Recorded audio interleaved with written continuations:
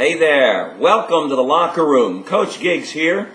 Today's message, your thoughts brought you here.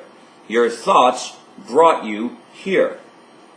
This was very difficult for me at first to accept, this principle that my thoughts had brought about so much misery, so much failure, so much disappointments, because I believed that it was my spouse, it was my company, it was people who had wronged me, and I thought that the reason for where I was had nothing to do with me, that it had to do with other people and other circumstances. Very difficult for me to accept this. But over time, I began to realize that I, and I alone, was responsible for exactly where I was.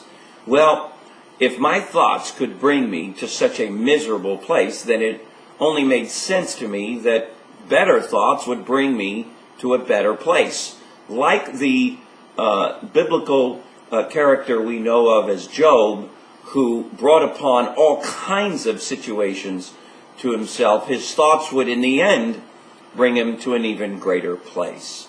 And so let's all of us today realize that we are where we are because our thoughts brought us there. And if we change our thoughts, in other words, have better thoughts, higher quality thoughts, if we can take responsibility for everything that's going on, both good and bad, well then we can live our very best life. We can't live our best life if we believe that we are victims and that what has happened to us has nothing to do with us but what others have done to us. This was a hard lesson for me to learn, but thank God I learned it.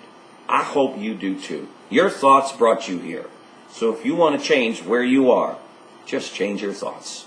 Improve them, take responsibility, and let's live out each day to the very best of our ability. And in so doing, we absolutely will live our very best life. Welcome to the locker room again, gang, and we'll see you tomorrow. Bye-bye.